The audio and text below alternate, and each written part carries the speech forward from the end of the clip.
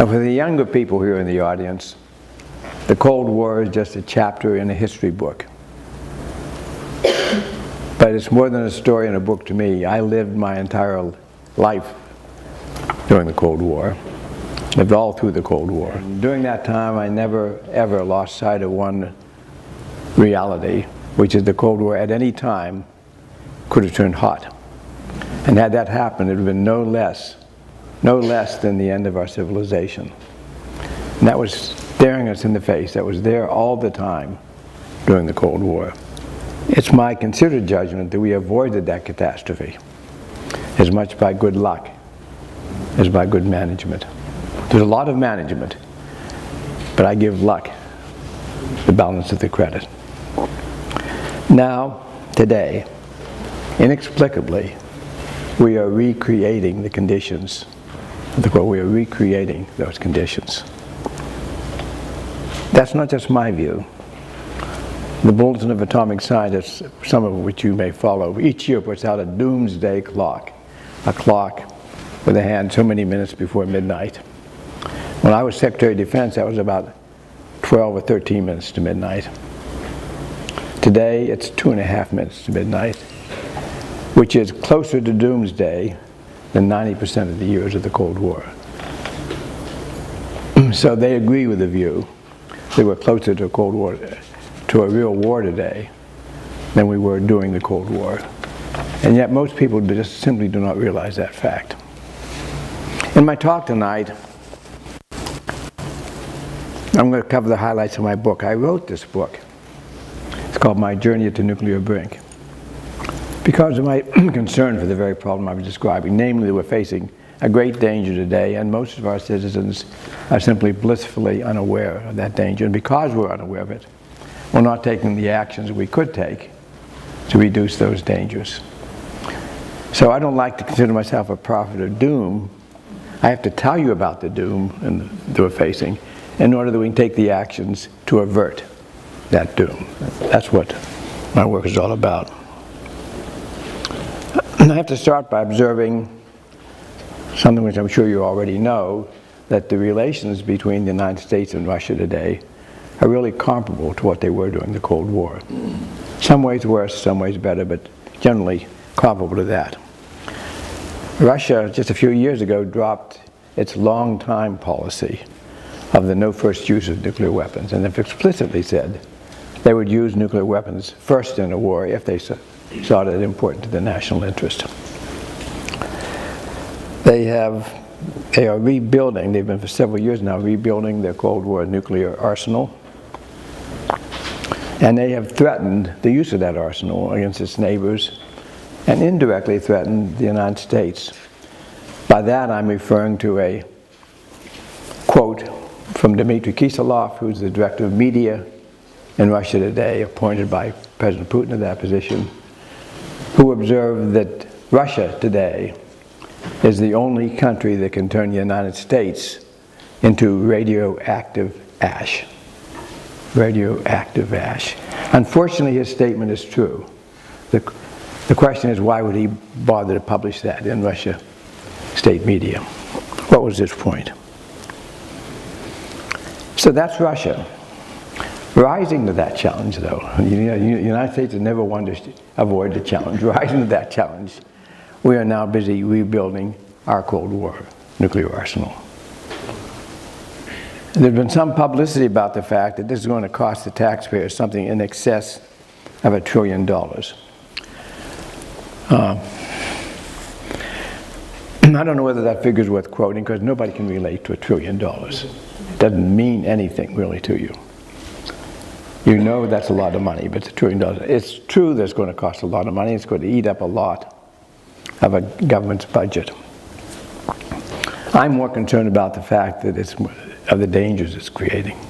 That's what I'm going to talk about. The danger of Russia and the United States rebuilding their nuclear Cold War arsenals. That, to me, is the great concern. And it just leads me to ask myself, and I'll ask you the same question: have we forgotten the Cold War? Have we forgotten the dangers of the Cold War? That we're drifting into, we're sleepwalking into a recreation of those dangers.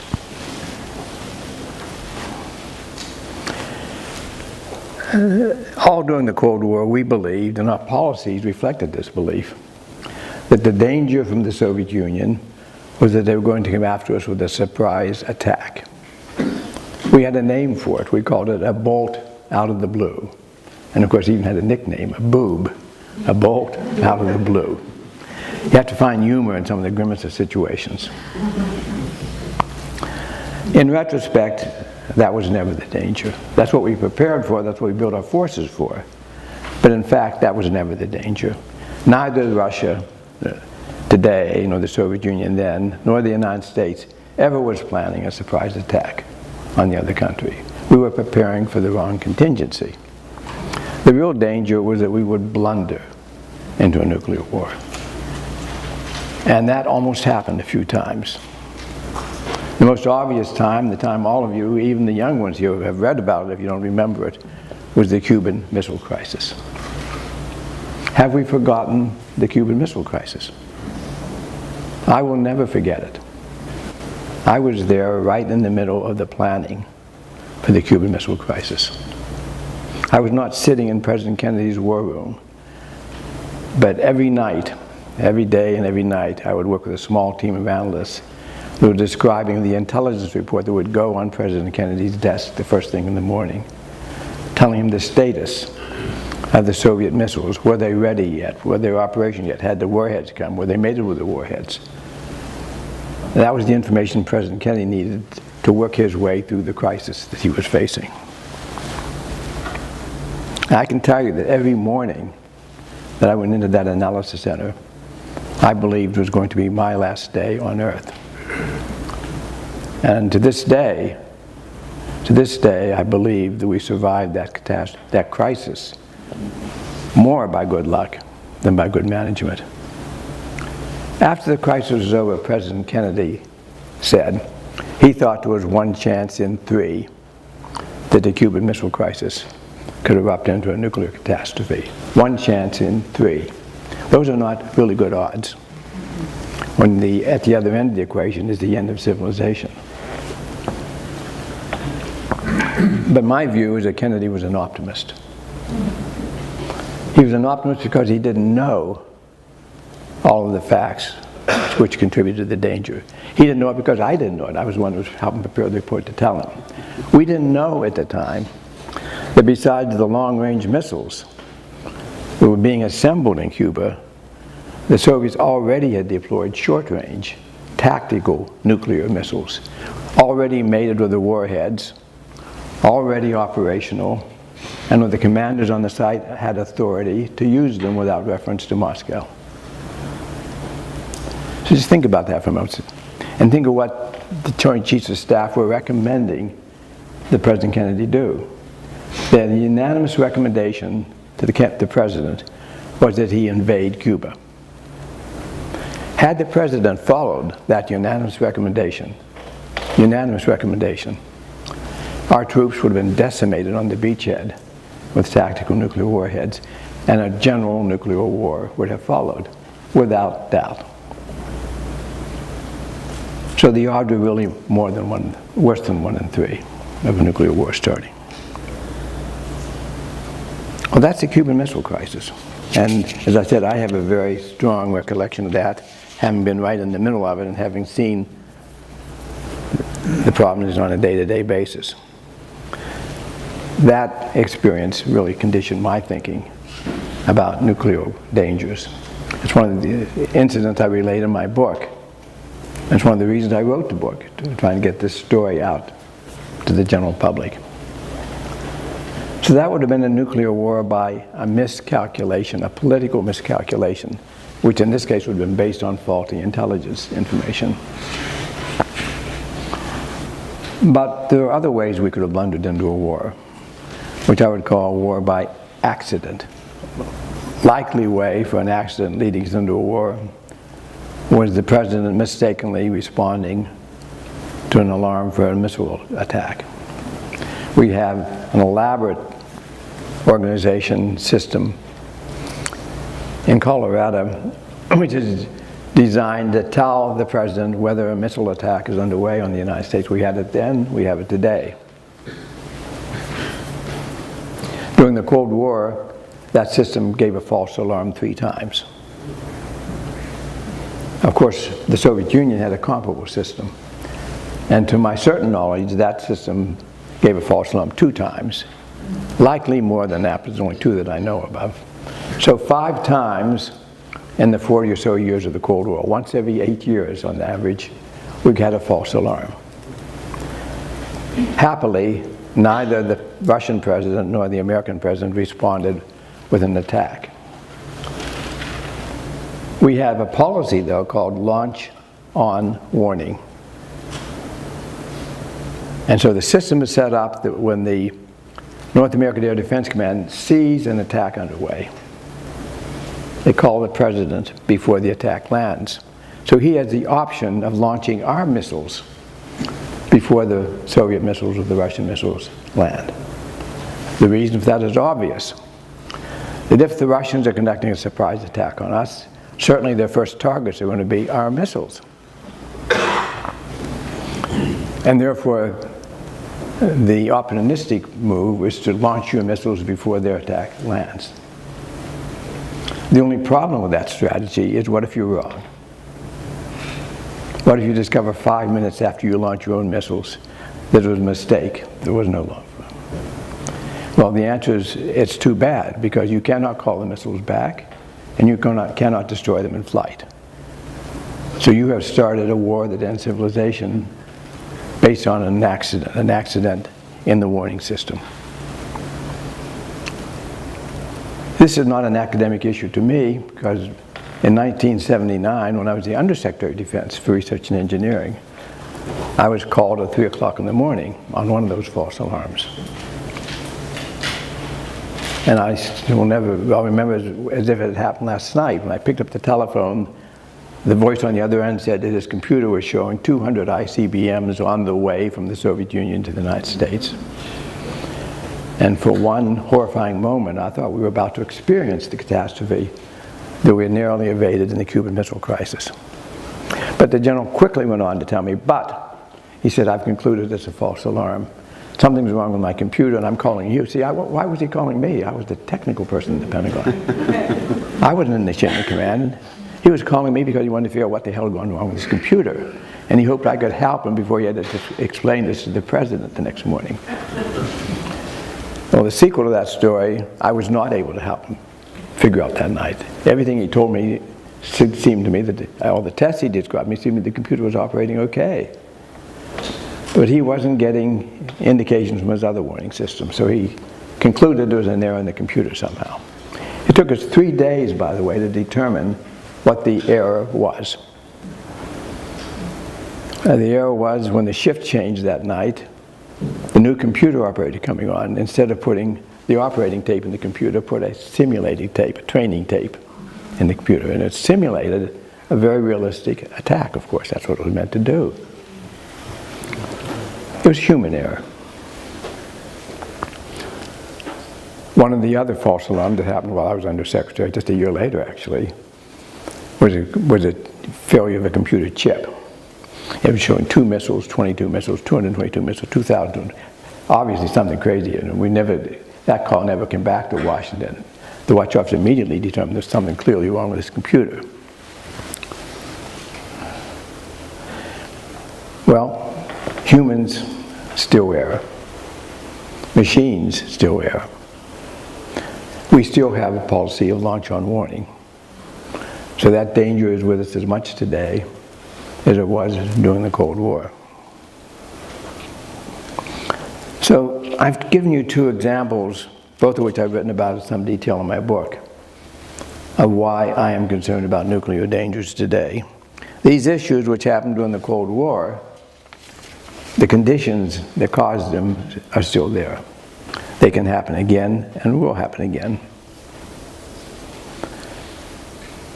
So besides those 2 dangers, which we lived through the Cold War, and luckily got through the Cold War without them killing us all, Now in the post-Cold War period, those two dangers have come back along with the hostility between US and Russia. We're recreating those Cold War problems. But beyond that, there are two brand new problems that didn't exist during the Cold War. One of them is a problem of nuclear terrorism, and the other is a problem of a regional nuclear war. Take your choice of which region of the world you want to talk about. The most obvious one is India and Pakistan, South Asia region.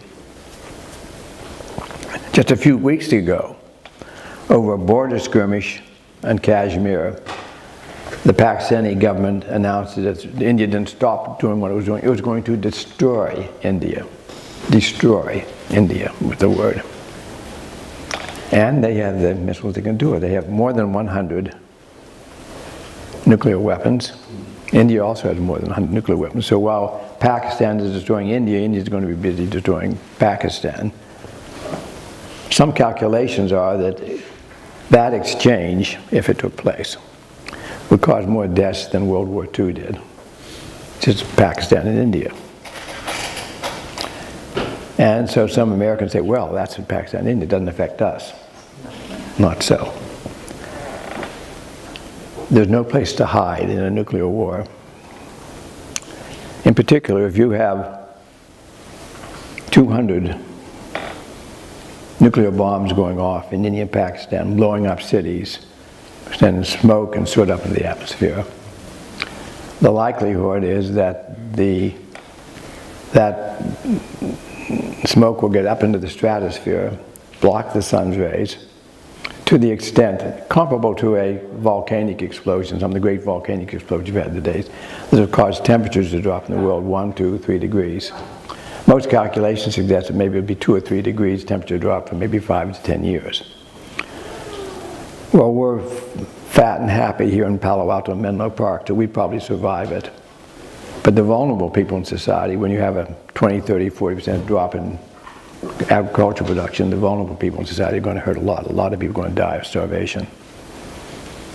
There will be social disruptions as a result of that as well. Everybody's affected. And my last favorite topic is nuclear terrorism. Up until 9/11, we thought that terrorists were out to make a point, not by killing lots of people, but by killing a few people to get their message across. But 9/11 said at least some terror groups are out to kill as many as they can. Dry high plains in a covert section of a massively hardened centrifuge facility. A team is hard at work. They are members of a breakaway faction of the country's security forces, and they are busy enriching 40 kilograms of uranium.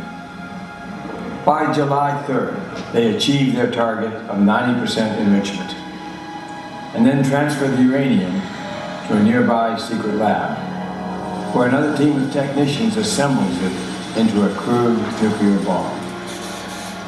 On August 31, they finish their work. They put the bomb in a packing crate labeled agricultural equipment and transport it to a nearby airfield where it is stored in a warehouse. 2 weeks later, it is removed and loaded onto an aircraft with civilian air cargo modules. It flies to Dubai, where the crate is transferred, along with other goods and equipment, to a global air transport freighter. Destination, Washington, D.C. The plane lands at Washington's Dulles International Airport at 2:47 a.m. on September the 15th. By late afternoon, the crate is delivered to a warehouse in the southeast part of the district. Then, before daybreak, on September the 17th, the bomb is removed from the crate and loaded onto a delivery truck. Several hours later, an American citizen eases the truck out into traffic. She drives it to a location on Pennsylvania Avenue, midway between the White House and the Capitol building. At 11:09 a.m., she stops in the middle of traffic, climbs down onto the street, and triggers the detonator. The bomb explodes with a power of 15 kilotons. There are more than 80,000 instant deaths, including the President, the Vice President, the Speaker of the House, and the 320 members of Congress present when the bomb goes off. There are also more than 100,000 seriously wounded, and virtually no place to treat them. Telecommunication facilities throughout the greater Washington area have gone down. Soon, cable news is broadcasting scenes of vast devastation from the Capitol. A short time later, all major news outlets report receiving an identical message. The message claims that 5 more bombs are hidden in 5 different cities across the country. It says one of these bombs will be set off each week for the next 5 weeks, unless all American troops based overseas are ordered to return immediately to the U.S. homeland. The nation is hurled into panic. Everything begins shutting down. Within a half hour, the stock market drops more than 70% before trading is halted. From coast to coast, masses of people begin to stream out of cities, no matter their size or location. There is widespread gridlock. Cell phone systems are soon overwhelmed, and calls cannot go through. Internet access is impossible in many regions, and the nation is now in a constitutional crisis. By succession, the Senate President pro tem is now the country's president. But he is being treated for pancreatic cancer far from the Capitol at the Mayo Clinic. The Secretary of Defense and the Chairman of the Joint Chiefs of Staff, both of whom were testifying to the House Armed Services Committee on their recent budget request, are dead as well. Martial law is declared in Washington and surrounding regions, and the next day, the entire country. There is widespread looting and violence in many cities. Federal and National Guard troops are mustered. Soon there are reports of troops firing on crowds. There are increasing numbers of reports of rioting against immigrants and foreigners. Within days, the military begins to construct large detention centers around the country.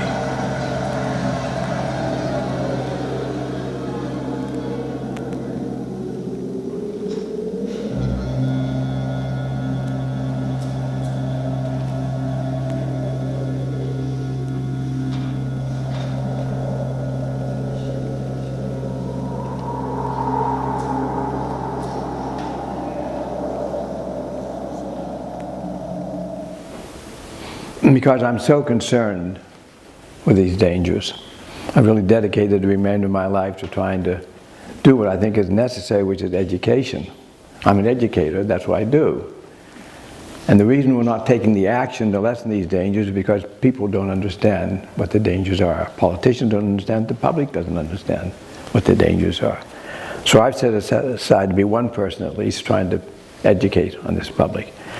The book that I wrote, My Journey to Nuclear Brink, was the first step in that publication, but I do not delude myself to believing that 1 million people are going to read the book. I'll be lucky if it's measured in tens of thousands. So I want to go beyond that educational. And I gathered a lot of young people around myself for a whole summer. We spent talking about what do we do to get this message across, particularly the young people, to mass audiences. Well, quite obviously, and I didn't really have to have young people tell me this, you need to get on the internet to do that. If you want to get across to millions of people, you do it on the internet, not by writing a book. So that's what I'm doing, and the way I'm doing it in several different dimensions. First of all, I've taken the ideas in the book and put them in a course at Stanford. Taught that course a few years ago, had it recorded. And just a few months ago, we finished converting that course into an online course, what we call today a MOOC, a massive open online course. The first echelon of people who have taken that course have already finished it. It's now an evergreen course. It's on the line. If you want to take the course, go home tonight, go to wjperryproject.org, and you'll find a button to press and you're signed up to take the course. It's free, not graded, All those good things about a course that you don't get, of course, at Stanford. But you can learn the dangers and also learn some things you might be able to do about it. And the process of making 4 more courses, shorter than the first course, more focused on different aspects of nuclear dangers. Those courses are going to be, subsequent courses are going to be coming out in the end of this year and beginning next year. Then I'm making more videos. You saw the video on nuclear terrorism. We have one almost finished now on regional nuclear war, a war between Pakistan and India, what that would entail, dramatizing that so people can understand it. So we're doing all of these things to try to get the message across to the public in a big way. Every now and then dabble in political activism.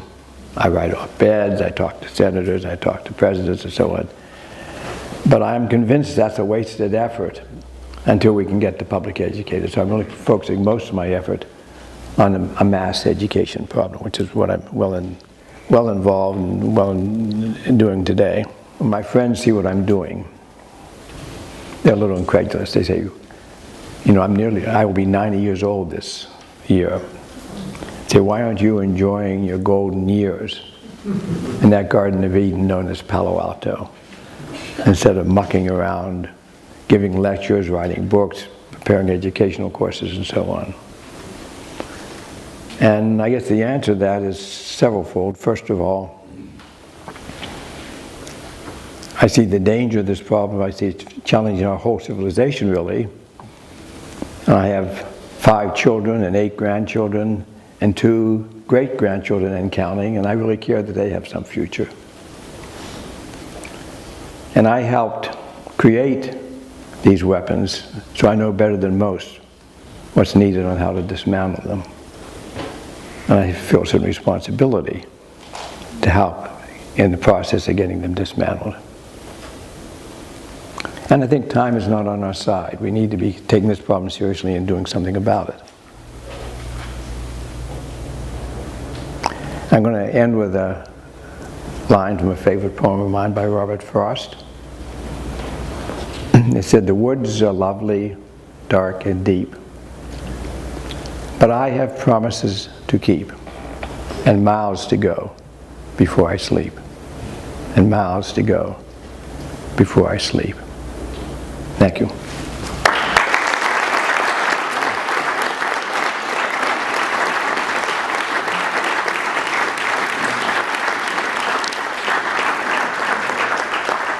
Mike, over to you.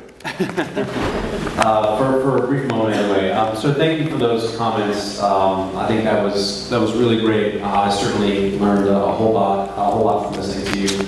What I'd like to do now is maybe just ask a few questions, and then I think I'd like to turn it over to the audience as well for their questions. I'm sure that there are a whole bunch.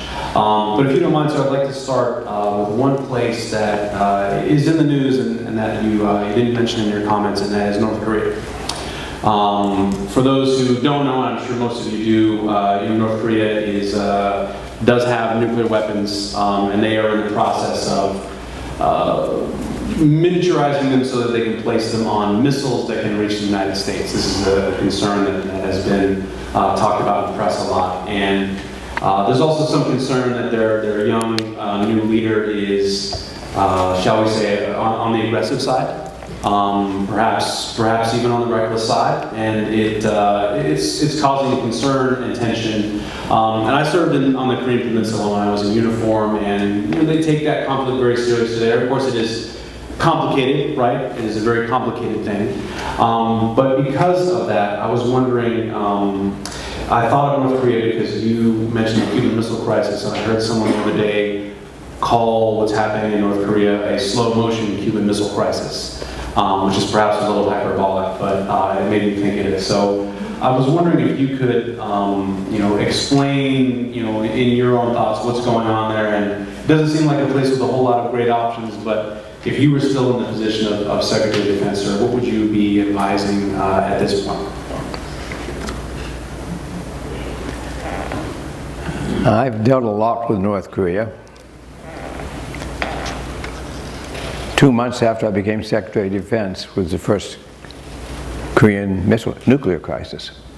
That was my introduction to crises as Secretary of Defense. We came closer to a war, Korean War number 2, that time than most of you in the audience realize. Very close. Well, we got out of it instead with a diplomatic agreement called the Agreed Framework. That framework was in place for 10 years, and during that time, the nuclear facilities at Yongbyon in North Korea were basically shut down. For better or for worse, President Bush pulled us out of the Agreed Framework. And for first 2 years of his term, stopped all the negotiations and discussions which were underway. That finally ended up under pressure from China with forming a 6-party negotiation called the 6-Party Talks. They went on for, I don't know, 8 years or so. The result of the 6-Party Talks was a North Korean nuclear arsenal. They have about 20 nuclear weapons today. They've had about 5 tests. We believe they've miniaturized the warheads enough to put on them short and medium range missiles. They're trying to develop an ICBM. I think they're probably several years away from being able to put a nuclear warhead on an ICBM, maybe 3 or 4 years away. But even before that, they can put nuclear warheads on short-range missiles and strike South Korea, they can strike Japan. So South Korea and Japan are allies. We ought to be as much concerned about their coming under attack as worrying about the ICBM. That's the bad news. There's a little bit of good news here too. The good news is in spite of what you read about the North Korean leadership, they are not crazy. They're ruthless, they're reckless, but they're not crazy. And I have evidence for that. My evidence is, I've met them, by the way, several different times and formed my opinion that way, but the evidence does not depend on my meeting them, is that their overriding goal for decades now has been to keep the Kim regime in power. And by God, they've done that. For almost 50 years now. Stalinist regimes all over the world are collapsing left and right. North Korea is still standing. And to call them crazy is a complete underestimation of their capabilities. So I don't think they're crazy. The good news from that is therefore, the thing we're worrying about is they're going to fire a nuclear missile at Seoul or fire a nuclear missile at Stanford. They're not going to do that. This is not a suicidal regime. It's not a regime seeking martyrdom. It's not religious at all. They're not seeking martyrdom. They're seeking to keep the regime in power. The first time they fire a nuclear missile at Seoul or Tokyo, they're toast, and they know that. So that's not the danger, that's not the worry. The worry is that they're going to continue their other reckless actions. South Korea is going to respond with a military response, and a little military conflict becomes a big military conflict. The United States has 30,000 troops there, so we get involved too. North Korea has, I think, the 3rd or 4th largest army in the world. It's a country of 20 million people, and they have a larger army than the United States. So it has to be taken seriously. But in fact, we know, and they know, which is equally important, that they will not win a war against South Korea and the United States. So if the war escalated into a big conventional war, Korean War number 2, sooner or later, Pyongyang is going to be threatened, and the leadership there is going to be threatened. Then, seeing the regime about to become down in tatters, then they might use the nuclear weapons, some one last great Korean Armageddon. So that's the danger. It's a convoluted line of argument, but I think that's really what we ought to be concerned about. Now, to get back to what we should do about what I advise the President, if I were Secretary, I said, for God's sake, stop talking about preemptive attacks. That's the thing that would just precipitate the thing we're trying to prevent. Because a preemptive attack on North Korea, you can predict with about 100% confidence is going to precipitate a military strike against South Korea.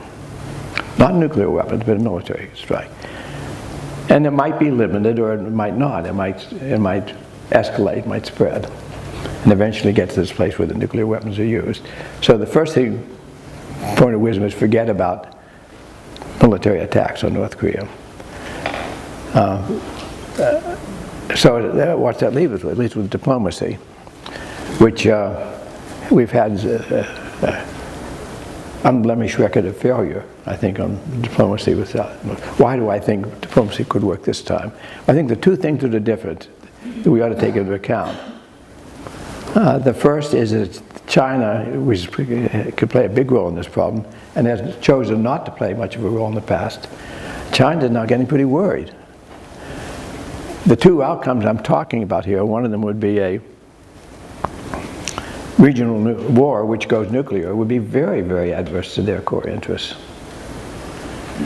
And the other one, which isn't talked about much, is that short of a war, the nervousness that the South Koreans and the Japanese feel about North Korean nukes might cause them to go nuclear, which certainly China does not want to see either. So for those two reasons, China could be a player. But they're not going to become a player by the United States sitting back and say, China, this is your problem, you fix it.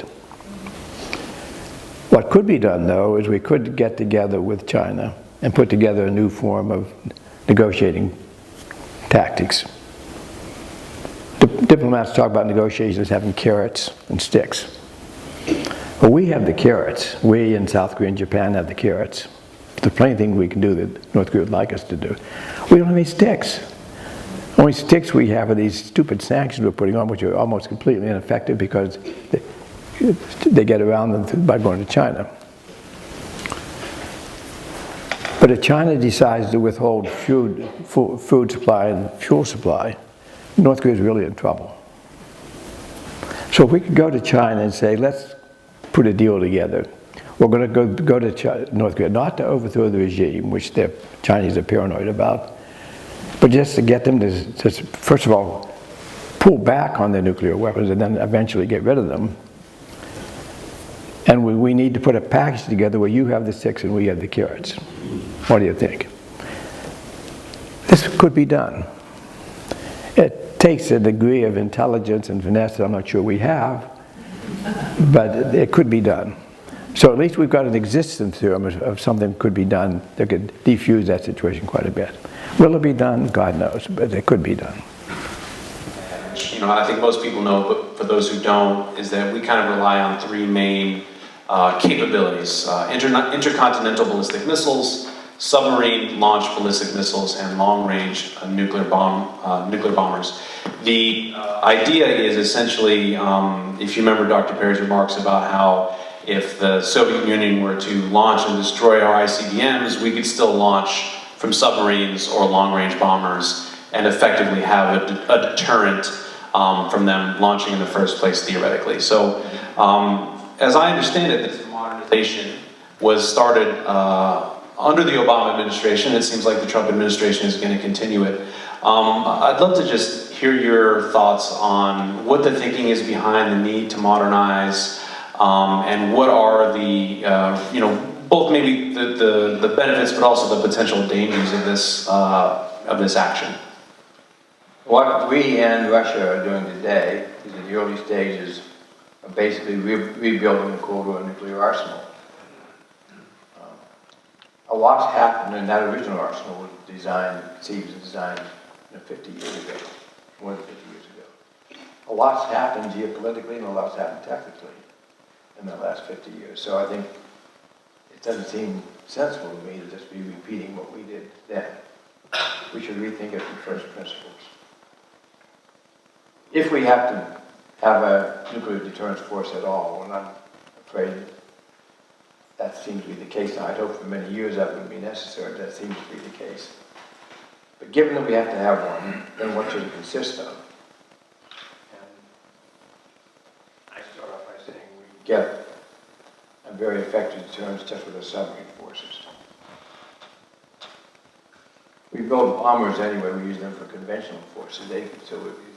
Eventually is a submarine and bomb force. But why are we rebuilding our ICBMs? Originally we favored ICBMs because they were the only ones that give us the accuracy that we wanted.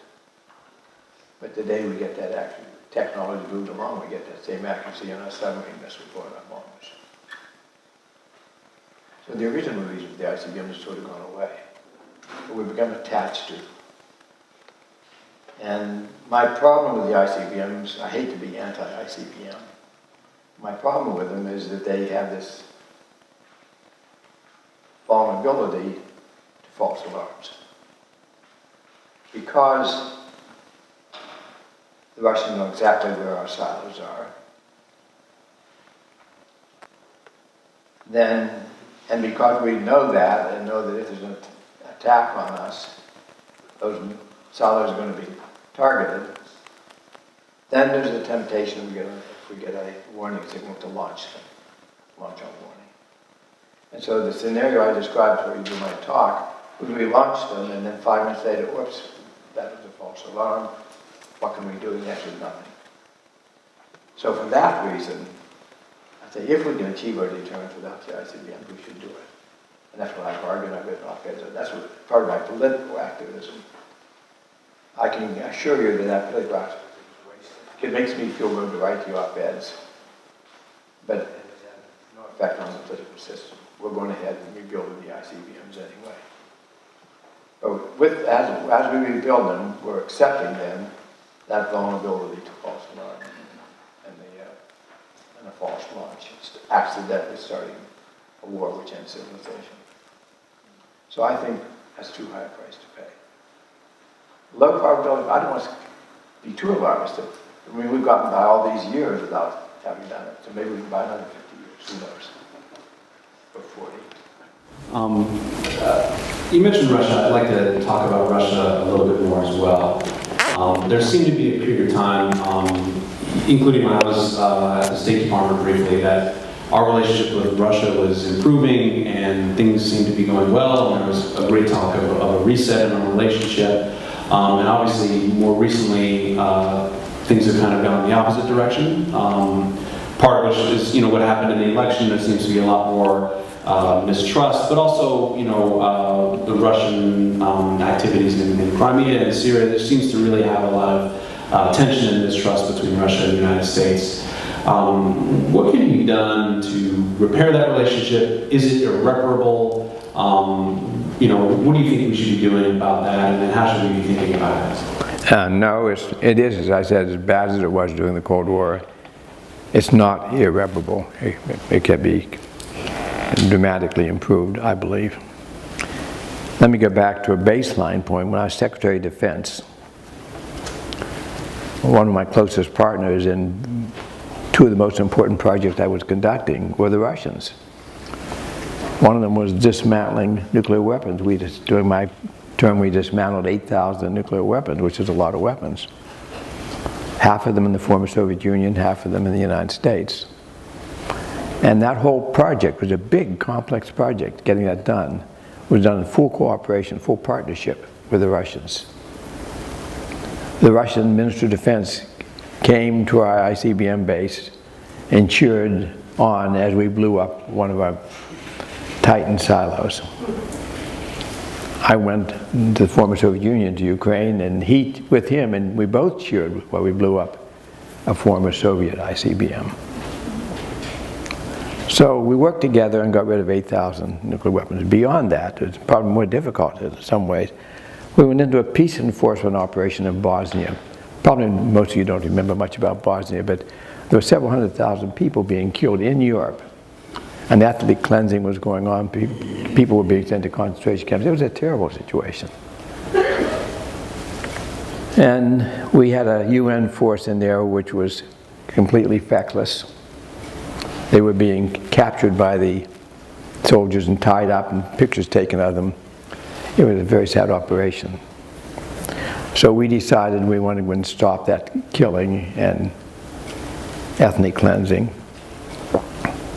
and got a NATO force to do that.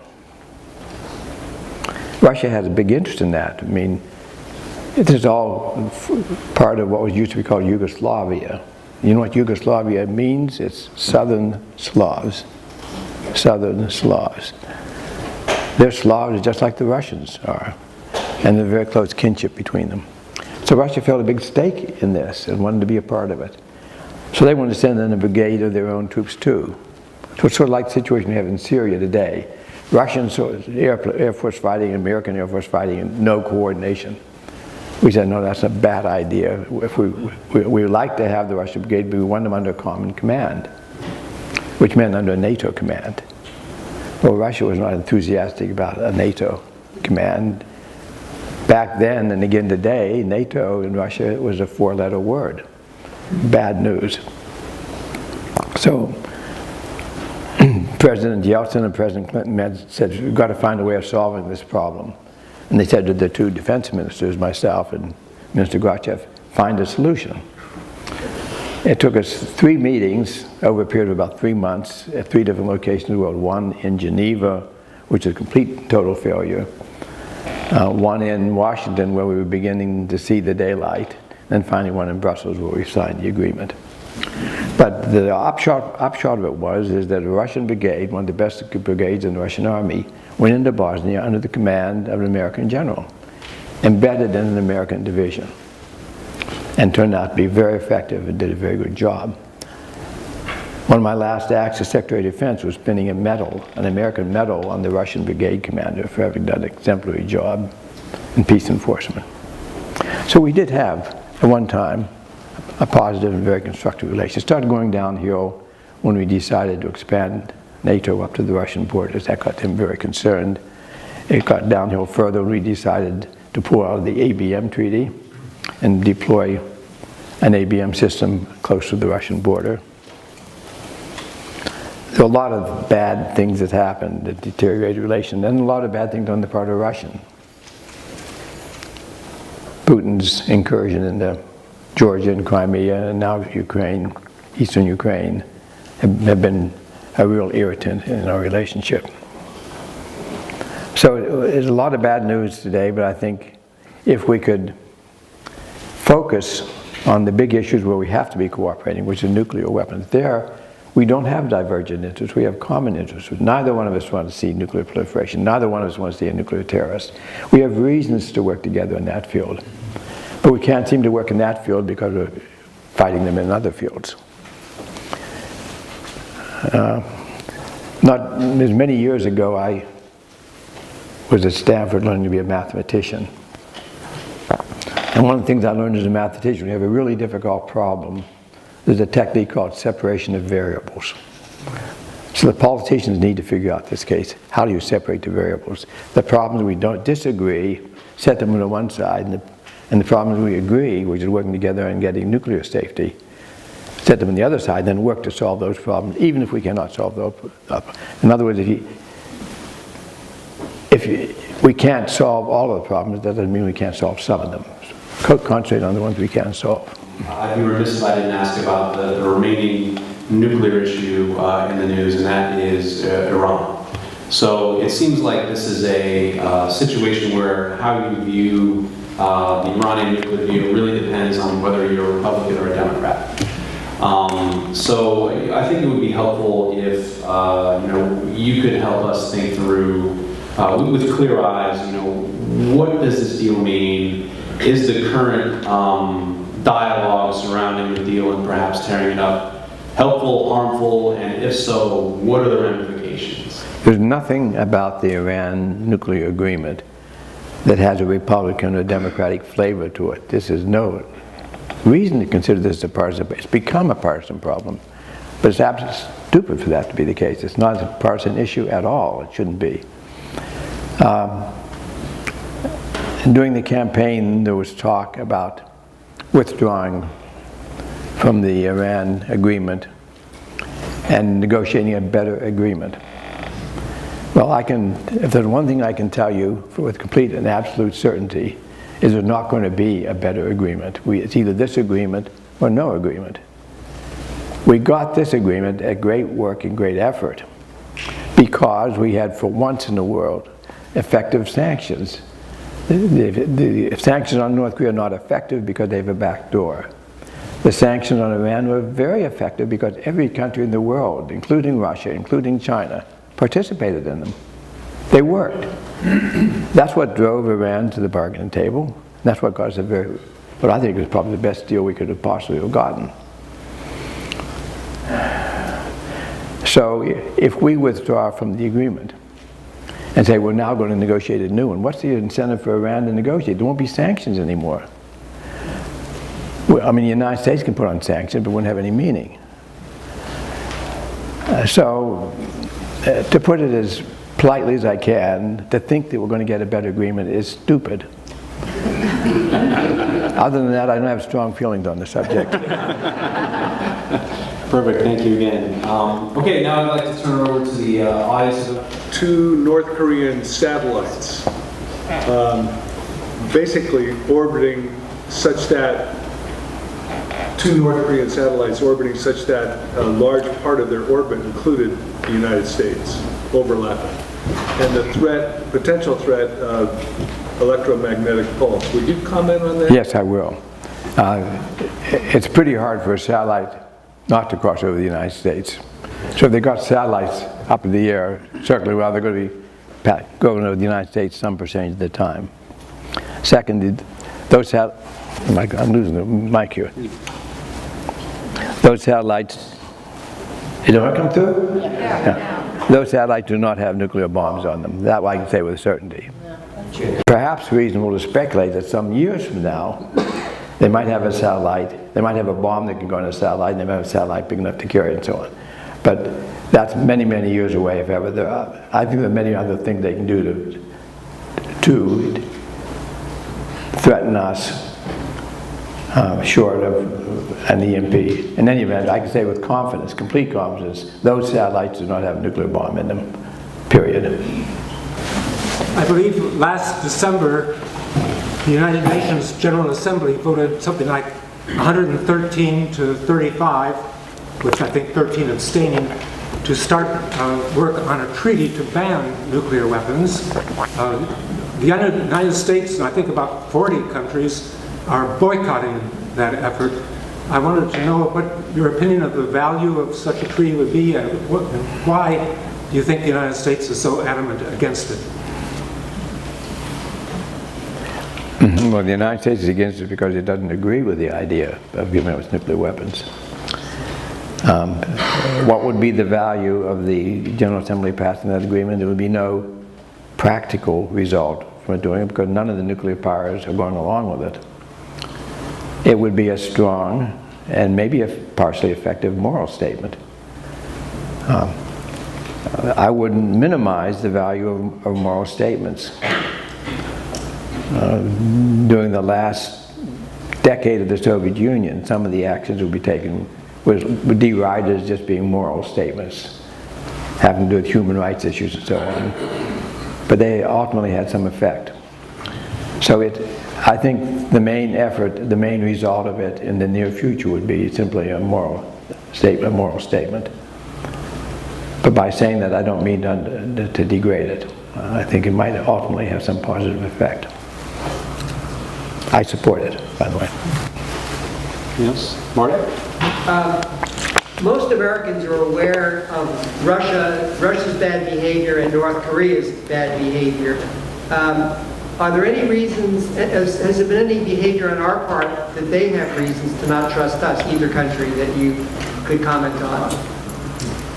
Well, North Korea, for sure, believes that we're out to overthrow their regime. And we've said some things and done some things through the years that would give them reason to believe that.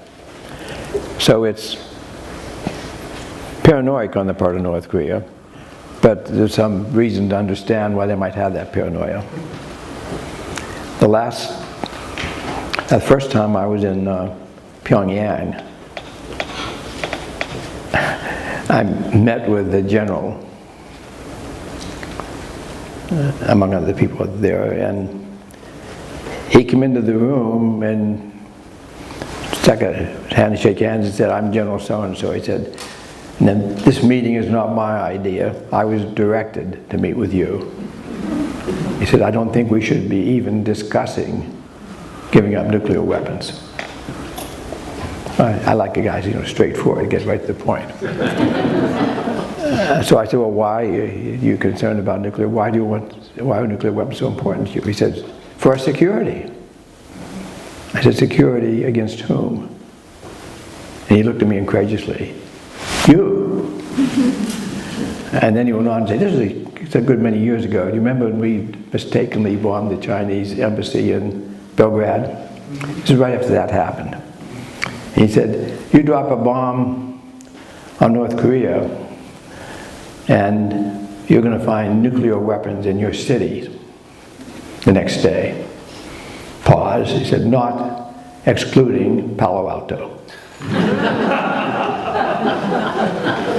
That was the first meeting I had in North Korea. They got me off to a good start.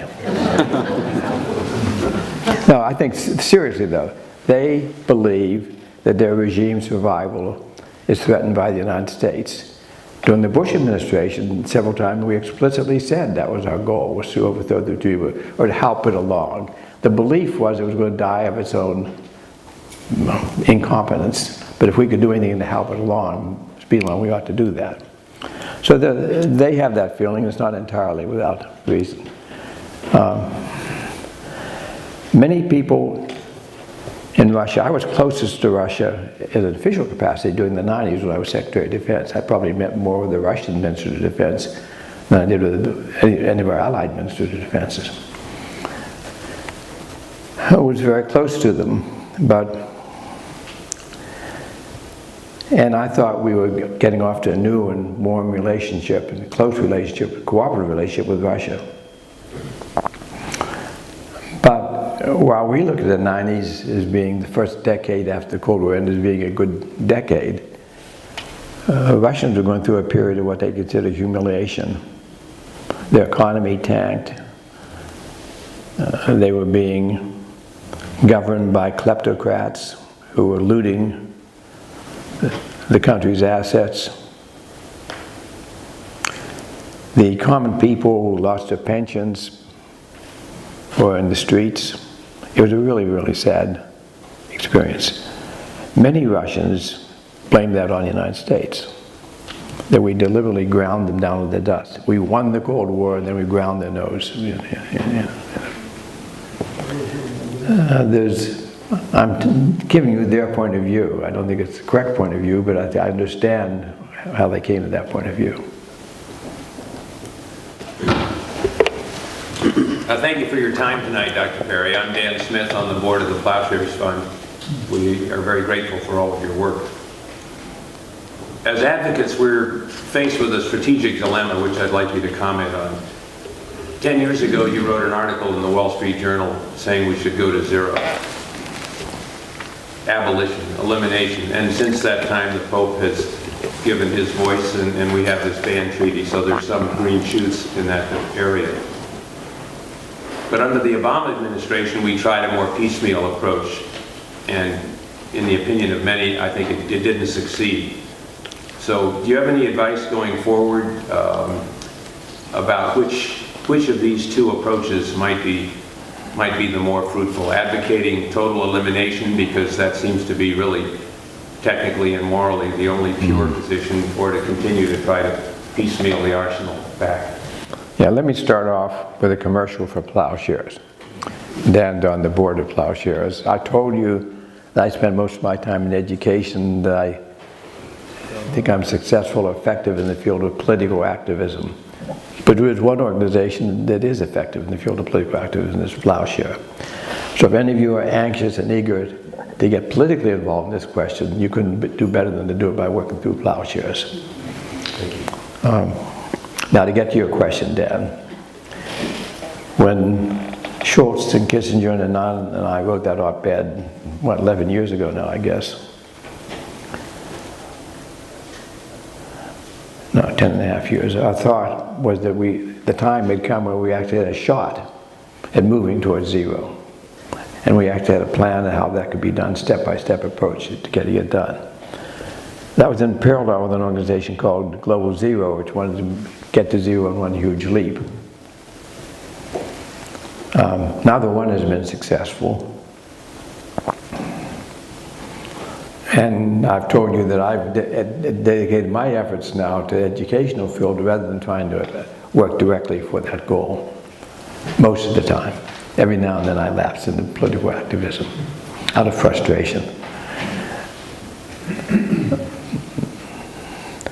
But the problems I've described to you including the accidental launch problem and the war by miscalculation problem, are going to be with us as long as we have sizable numbers of nuclear weapons.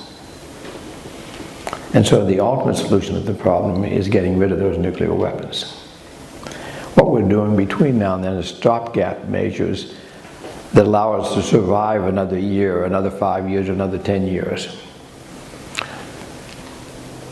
But we're racing against the clock. Sooner or later, one of those catastrophes is going to happen. And what we can hope for and strive for is we've reached a political state where we are willing to face the problem of getting rid of our nuclear weapons.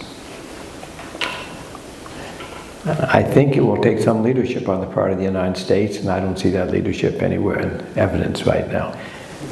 With Obama, we had the president who knew the problem and was most dedicated to the problem, but he gave up on it after 3 or 4 years of political efforts, which were very frustrating for him.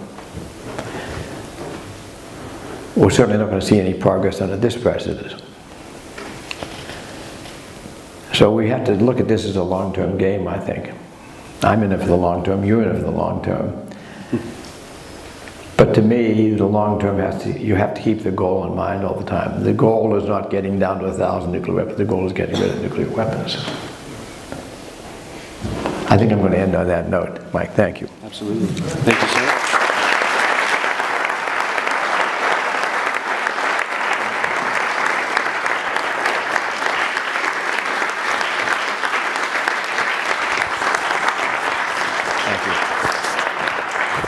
That concludes the event for this evening. Thank you all for coming. And I think they can stick around for a little while for refreshments. But thank you all for coming again. I hope you enjoyed it. Thank you.